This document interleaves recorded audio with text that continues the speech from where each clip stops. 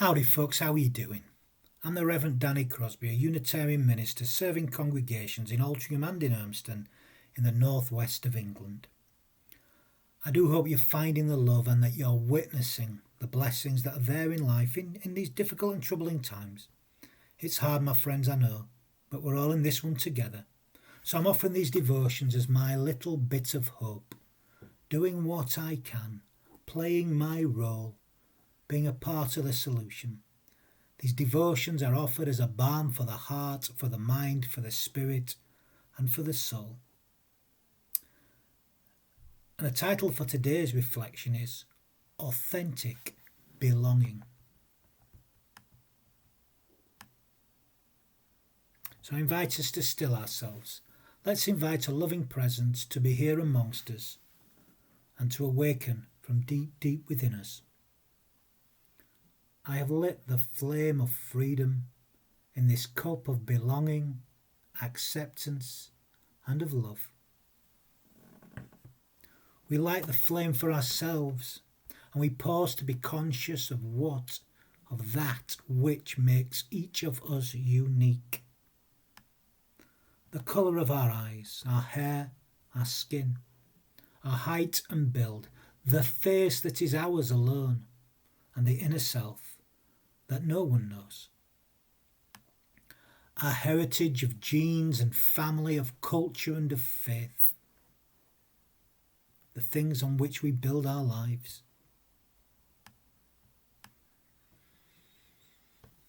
The things that build and make us so special, so unique.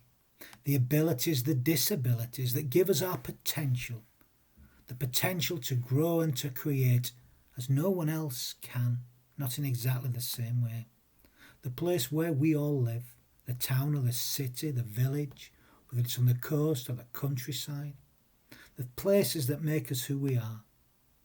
Our interests, our loves, our hobbies, our musical tastes, the books we read, our fashion, our likes and our dislikes. All those things that make each of us distinct, unique, who we are. And do we want to celebrate that? Because I do. Who are you? Let me know. Let us give thanks for who we are. Who we are as individuals, each one unique. As a humankind in which our individuality contributes to the whole. So let's respect and let's celebrate our own uniqueness and the uniqueness of each other too. Maybe so.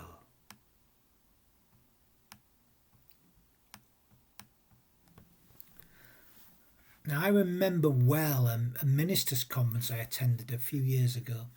During it we were asked to take part in an exercise that invited us to explore belonging. To ask ourselves where in the world we belong, the place that is. We were asked to consider where we would like to be buried or our ashes to be scattered after we died. Now it seems that some of my colleagues had no trouble with this question at all, while others really struggled. I was one of those who struggled. Now initially I objected internally as I thought to myself, I'm too young to think about such things. But I soon got over myself, and then I began to struggle with what exactly I'd want to happen to my remains, as I felt I belonged to more than one place or to more than one group of people. It was interesting to listen to what others shared, where and with whom they felt that they belonged. I felt a little relieved when I heard one or two others wanted to separate their ashes. This was because I knew I would have to do the same. I decided I would initially split mine in half and that one of those halves would be split in half again. Getting really complicated now, isn't it? I know. I decided that one quarter would be my dad and my dad's parents, my grandparents, in the cemetery at Bruncliffe in Morley, while the other quarter would be with my mum's family in the family grave in Batley, where both of my maternal grandparents are. I then left the second half open, as I hope I have another half of life yet to live, and who knows where and to whom I will belong by then.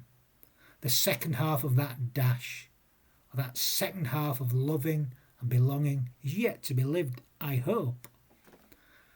Although, of course, things have changed since then, and I have now been sealed in union with Sue, so maybe that's where I belong. God only knows.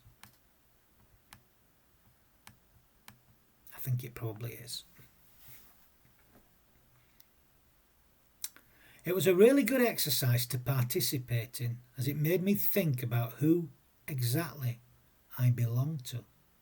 What is it that makes me who I am?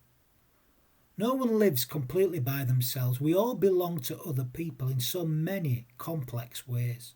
Yes, of course, we belong to ourselves, but we also belong to one another, and it's important that no one's an island. Now, a little while later, after this conference, a few days perhaps it was, I was sat in meditation with a group I met regularly with, twice a week in fact, before lockdown began. Now, after the time of silence, I listened to a Jewish friend whose daughter was about to get married. It was going to be a huge wedding, and the whole family were travelling to Israel for 4 days of celebration. My friend had recently travelled back to Leeds, where he grew up, with his other daughter. They visited the cemetery where his parents and his sister are buried. They were keeping with the tradition of their religion and inviting the spirits of their dead relatives to accompany them to the wedding. It was a deeply emotional thing for my friend to do, as I know that the death of his sister at such a young, tender age had affected him deeply. It still does. He told me that he left a stone at the grave, which again is part of the tradition, and he noticed that other relatives must have been there in recent times, as there were many stones at the grave. I see how clearly how important that ritual was for him as he moved forward and as his family moved forward. Ritual is so important in life, something that is diminishing sadly in recent times. I see more and more how vital it is to my life and the lives of others as we move through the many transitions of our lives. Something we're really missing at the moment, by the way, in our physical separation. Now, belonging is not always easy for some of us. Perhaps all of us at times find it hard to belong. During another conversation I had with a friend, I was reminded of the loneliest time of my life, when I felt I didn't belong anywhere. In those days I tried hard to fit in. But this was not authentic. It just left me with this sense of utter loneliness.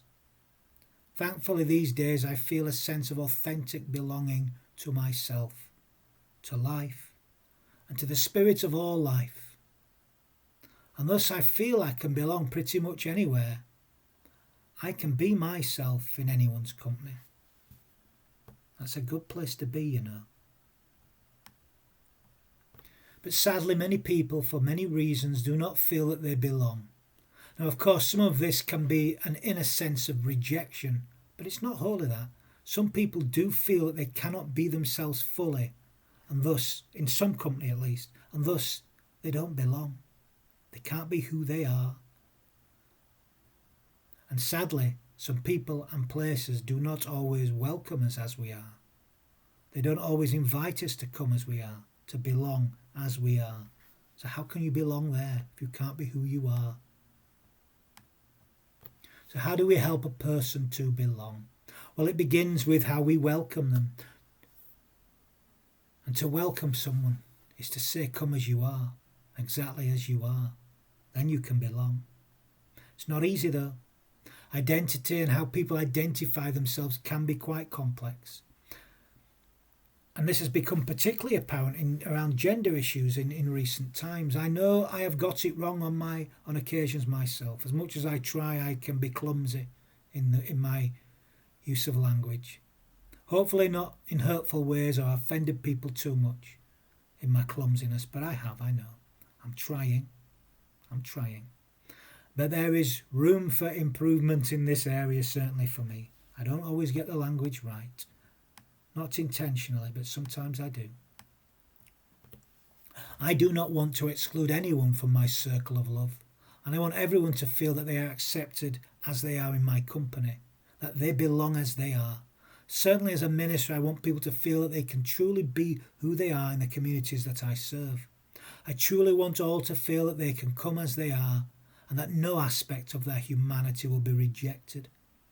I do not want anyone to feel that they need to fit into some ideal and that in order to belong, they have to belong falsely, whether that be because of age or gender identity or sexuality or politics or belief or lack of belief, faith and doubt.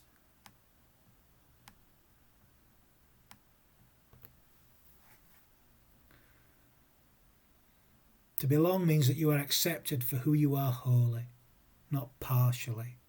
Whereas fitting in means that you have to change who you are in some way in order just to be accepted. Belonging is really about being loved without condition.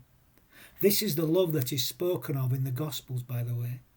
This is the perfect love that is spoken of in Matthew's Gospel on the Sermon on the Mount. These words, "Therefore be perfect, as your Father in heaven is perfect." I think this is perhaps the only thing that we can do perfectly. We're capable, whether we do it. I've not yet achieved it. I strive for this every day. Perfect love is about welcoming one another exactly as we are, warts and all, and those beauty spots too. Don't forget them. You've got to bring your beauty too, all of you, completely. Perfection means completely, so to not accept a person completely is not to offer perfect love. Imperfectus meant incomplete. Perfectus means complete. So perfect love is complete love, to accept the other exactly as they are. I've not yet achieved that, but I'm striving. A sense of belonging is a deeply precious thing. It is belonging that helps us become who we are meant to be. It's a sense of belonging that helps us to truly be who we are. By being who we are, we encourage others to truly be who they are, and thus they can belong authentically too. It's so easy to fall for the trap of false belonging just to try and fit in. But let's not. I think the late John O'Donoghue in his wonderful book Anam Cara hits the nail squarely on the head with regard to our struggles to be who we are and to find a real sense of belonging. I love the way that he relates to belonging to longing and to yearning. Belonging to longing and to yearning.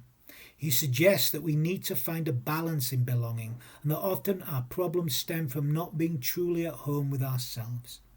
That we should be our own longing.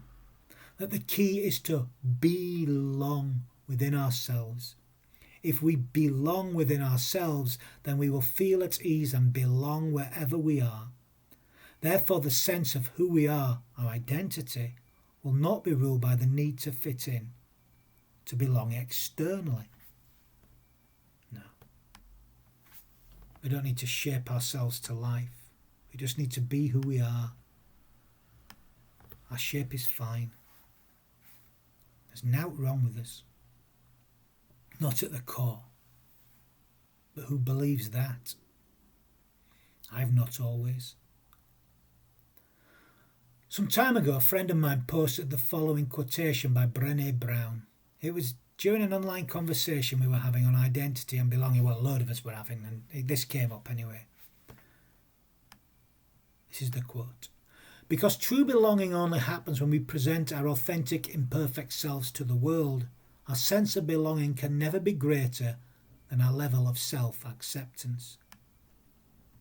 Now, over the last few years, I've listened to quite a bit of Brené Brown. I'm not alone, I know that.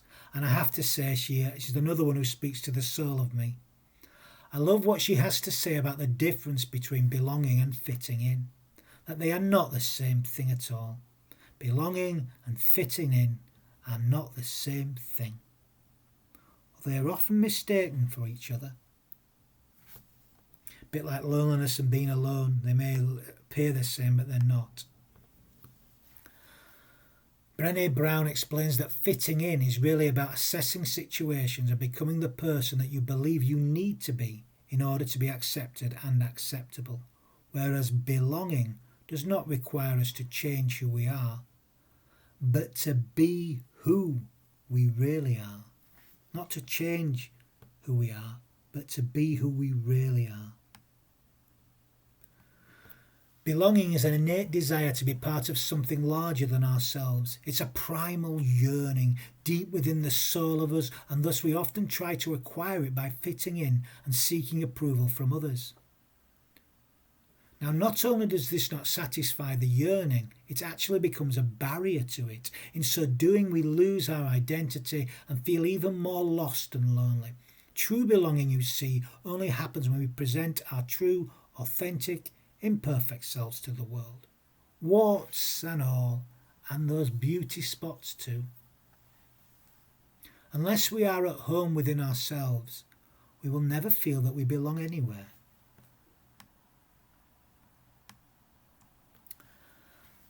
Now, I believe that the primary purpose of my free religious tradition, of the communities I serve, is to create an environment where people can find their true belonging. My role as a minister is to create an environment where individuals can truly become who they are and to share who they are with each other and the world.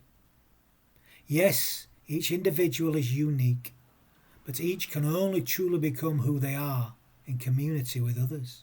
I've learned that along the way as well. No one belongs wholly to themselves. No one is an island. From the day we are born, we are part of families and communities. Now, of course, these can be oppressive and inhibiting, or they can be liberating and life-enhancing, and give us the environment to truly become who we are, all that we were born to be, without apology. Places where we can practice perfect love for ourselves, one another, for God and for all life. This is the beloved community I've heard so much about. A space where you can become all that you are, in community with others, striving for the same. By coming as we are and being all that we are without apology, we belong authentically rather than falsely.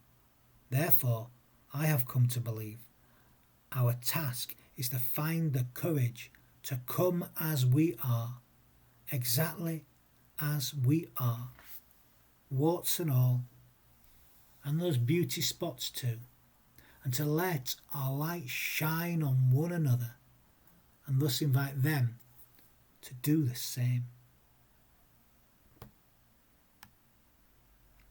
So I'm going to end this little reflection with a few words of blessing. You know, we need to bless more. Why don't we bless more? Because we can all bless. It's not a special person. We bless by our being. And the world needs us to bless each other.